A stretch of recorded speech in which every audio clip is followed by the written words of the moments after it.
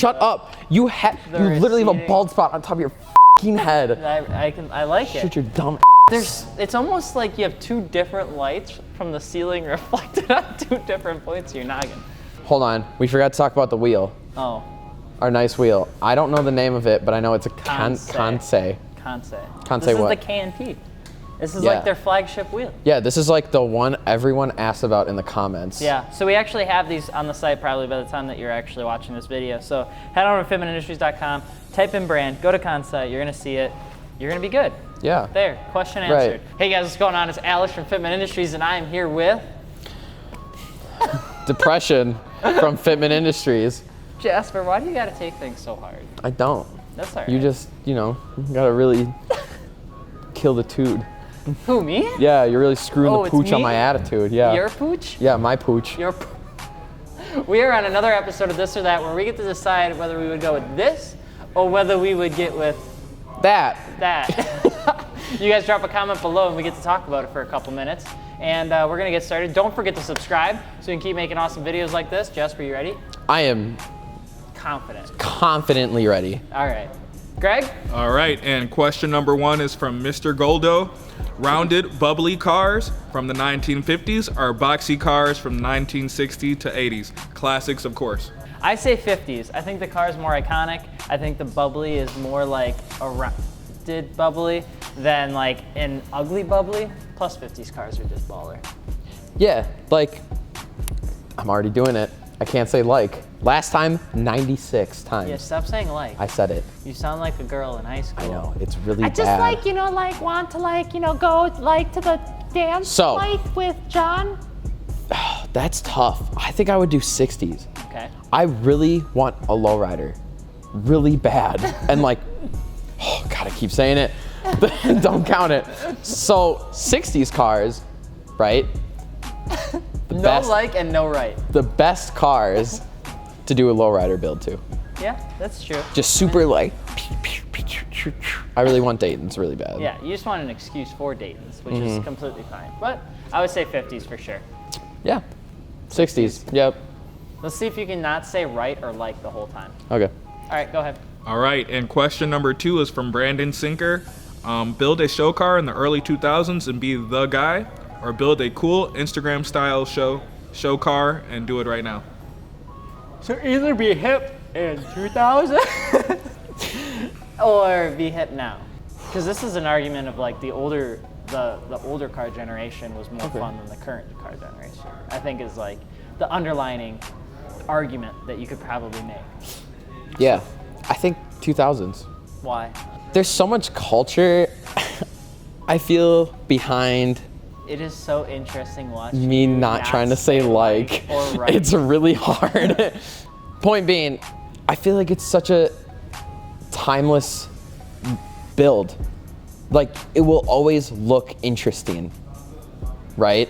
And this whole Instagram car build, I hate it. I hate the whole Instagram thing. Your car. No, my car is how I want it to be. Oh. Fast and Furious era has got like some really tight cars. I think it does, but I don't know.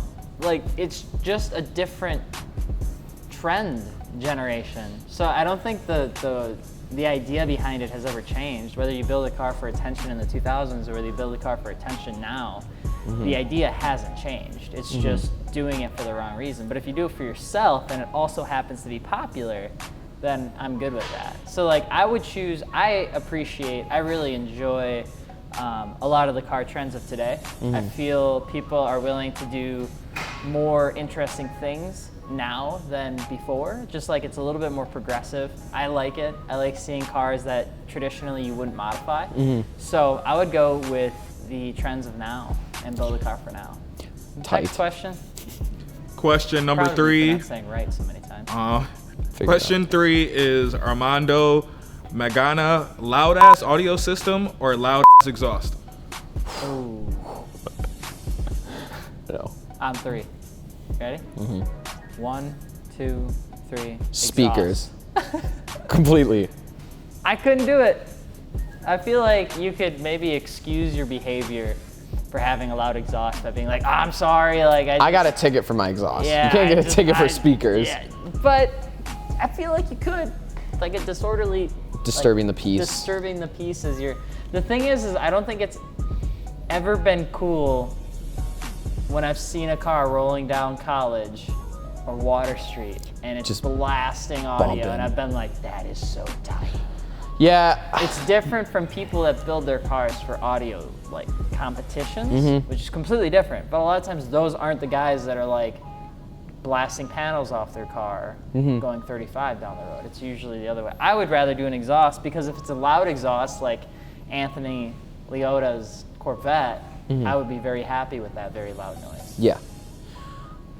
Yeah, I'm mixed. I think it's because I already have a loud exhaust. I just would want to experience something different. I always want, like, my biggest thing this year or this winter, I really want to buy new speakers, because I have 2 in the back blown out and the front 2 are going out too.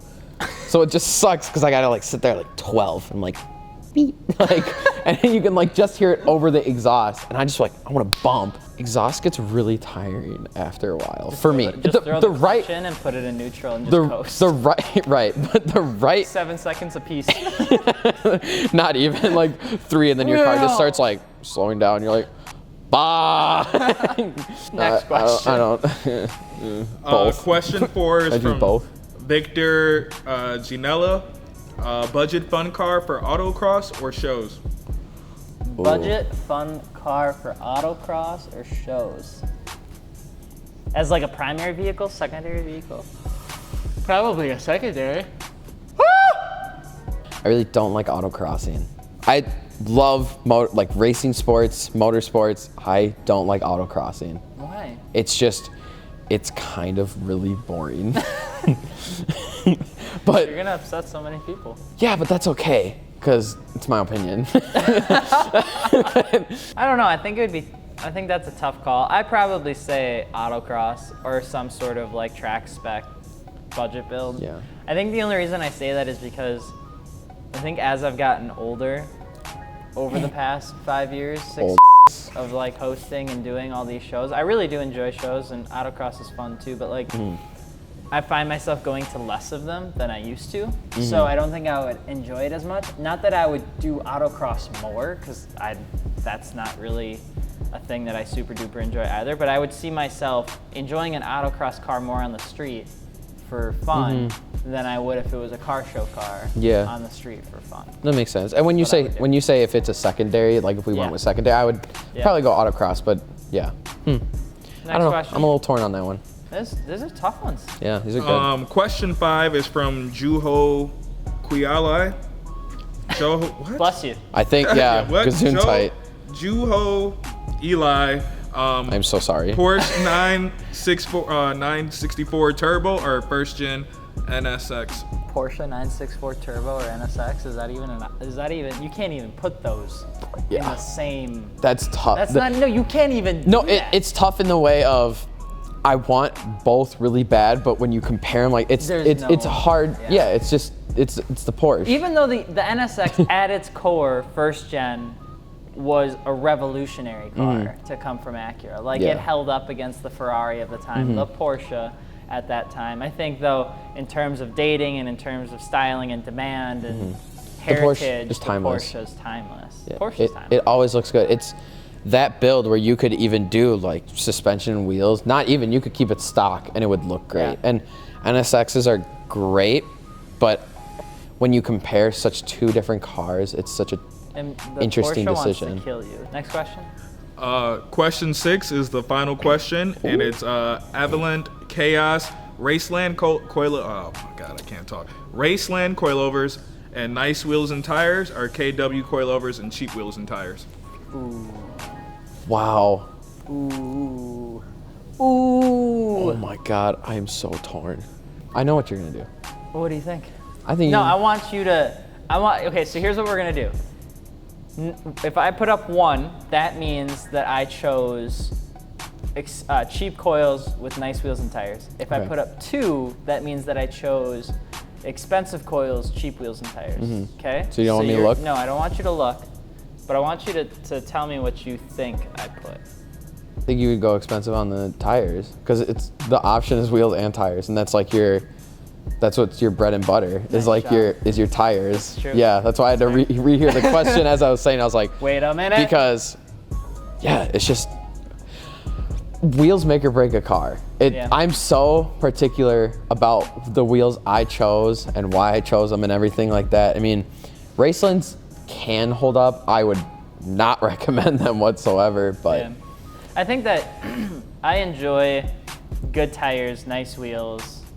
I think over the suspension of an expensive suspension, because we've talked about it in the past where it's like the graph of quality and noticeable difference in terms of coilovers is very weird. Like mostly any sort of coilover is going to improve your ride quality for the most part, depending on the vehicle.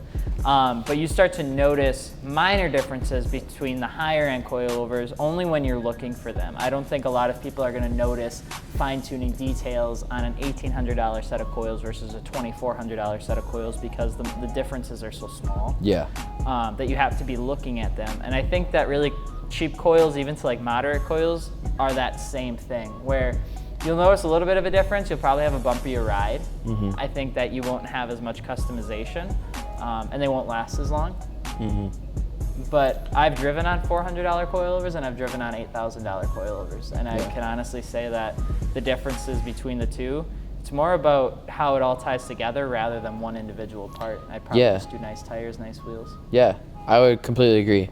I think, for example, if you're going stiff, it's gonna be stiff. Like you could go BC, Broadway, 24K, whatever you want to do because they offer high spring rates like that. And then Racelands, I know, also are a high spring rate. I don't think they're specific to what they tell you what they are, but it's stiff. It's stiff regardless, and it's a performance suspension, from stock. So I think it's, like you said, when it gets expensive, you look for the things that make the difference because It's the same thing with wheels though too. Yeah, and the price goes a lot into manufacturing and testing with coilovers too. It's not so much the product itself, it's the testing that happens around it. So, if Raceland just knows that they got their shit together, then they don't have to test them, That's fair. So what'd you go with? I think expensive wheels. Yeah. Yeah, I think wheels make or break a car always. So there you go. So that's our last question. If you guys want to be added into the next episode, all you got to do is drop a comment below whether you choose this or that. And if you're looking for wheels, tires, suspension, Fitmentindustries.com. Yeah. That's it? Yeah. Yeah.